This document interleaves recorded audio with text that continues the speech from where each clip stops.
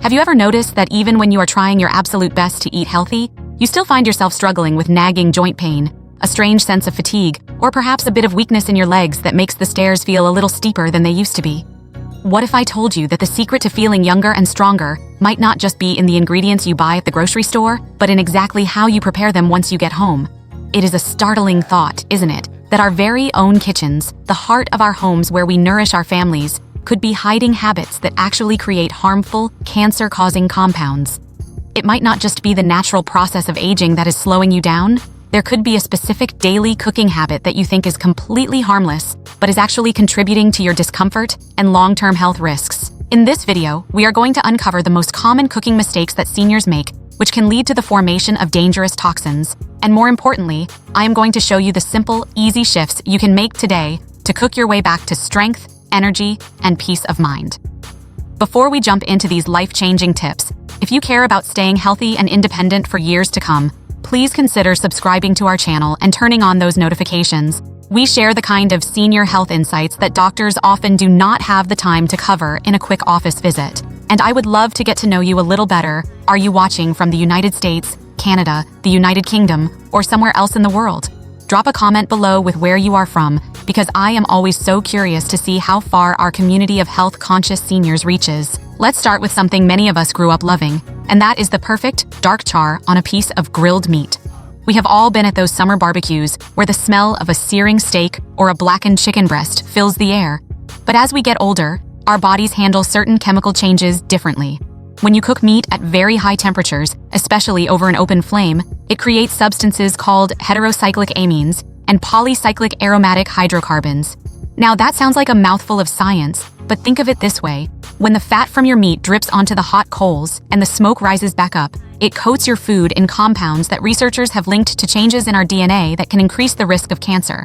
For us as seniors, these compounds can also trigger internal inflammation. Imagine that inflammation like a tiny, invisible fire inside your joints. If you have been feeling like your knees are stiff or your hips are aching after a big Sunday roast, this could be why. You do not have to give up your grill, but try marinating your meat in lemon juice, vinegar, or even a little bit of rosemary for 30 minutes before cooking. Studies show this simple step can reduce those harmful compounds by up to 90%. It is a small change that keeps the flavor but protects your body. Moving on to something that is sitting in almost every pantry, and that is the way we handle our starchy foods like potatoes and bread. We all love a good crunchy piece of toast or some crispy golden brown fried potatoes. However, there is a hidden culprit here called acrylamide. This chemical forms naturally in starchy foods when they are cooked at high temperatures, like frying or roasting. Think about that deep, dark brown color on a potato chip or a very well-done piece of toast. While it tastes great, acrylamide is considered a probable carcinogen. But here is the part that affects your daily life. High levels of these toxins can actually impact your nerve health. If you have ever felt a bit of tingling in your feet or noticed your balance isn't quite what it used to be, it is worth looking at how darkly you are browning your food. We like to follow the golden rule. Try to cook your starches until they are a light golden yellow rather than a dark brown. If you are making toast, set the toaster to a lighter setting. If you are roasting potatoes, maybe try soaking them in water for 30 minutes before they go in the oven to reduce the starch on the surface. These little steps help ensure your nervous system stays sharp and your legs stay steady. Now, let's talk about a habit that feels like it is saving money but might be costing you your health, and that is reusing cooking oil. I know many of us were raised in a generation where we didn't want to let anything go to waste, and it seems harmless to save that oil from the frying pan for the next meal. But every time oil is heated and cooled and then heated again, it goes through a process called oxidation. This creates free radicals, which are like tiny wrecking balls that damage your cells and cause massive inflammation.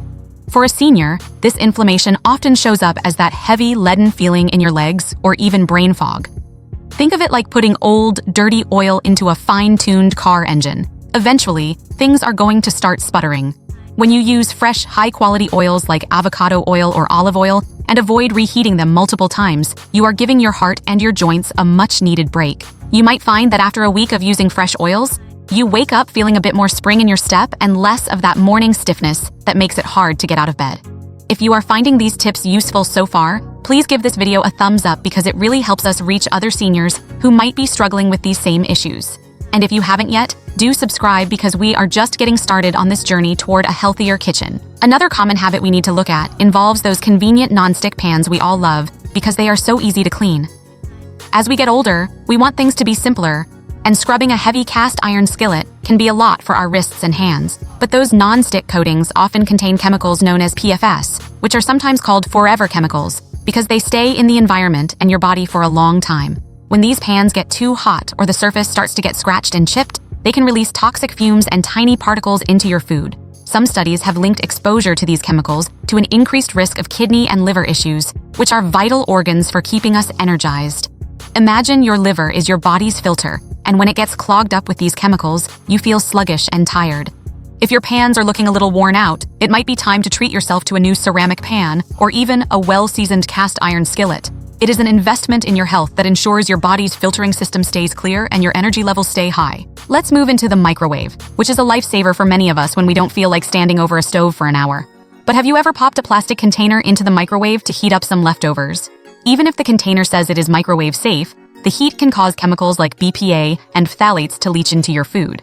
These are known as endocrine disruptors, which basically means they mess with your hormones.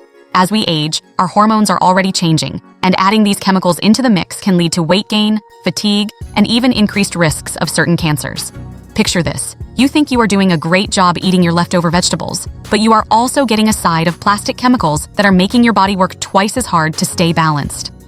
The solution is so simple. Just switch your food to a glass or ceramic plate before you hit start. It takes an extra 10 seconds, but it keeps those unwanted chemicals out of your system and helps you maintain your natural strength. I also want to touch on how we use sugar and glazes when we are cooking at high heat. We all love a honey-glazed ham or a barbecue sauce on our ribs. But when sugar is heated to high temperatures alongside proteins, it creates something called Advanced Glycation End Products, or AGEs for short. It is a very fitting name because these compounds literally speed up the aging process in our bodies. They cause the proteins in our skin and our joints to become stiff and brittle. If you feel like your skin is losing its elasticity or your joints feel crunchy and stiff, AGEs might be the silent culprit. It is like the difference between a flexible rubber band and one that has been left in the sun too long and just snaps. To protect your mobility and keep your tissues flexible, try adding those sweet sauces at the very end of the cooking process rather than letting them bake and burn on the meat for an hour. You still get that delicious flavor, but you avoid the chemical reaction that stiffens your joints and ages your body. I know we have covered a lot today, and it might feel a little overwhelming to think that even our cooking can be a source of stress for our bodies.